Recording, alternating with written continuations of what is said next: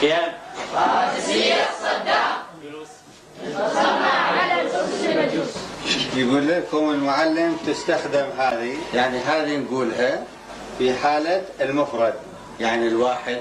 المذكر يعني حالة مذكرة، مثل هذا ولد، ما يصير نقول هذا بنت، نقول هذا بنت مؤنث، هذا ولد، هذا مذكر.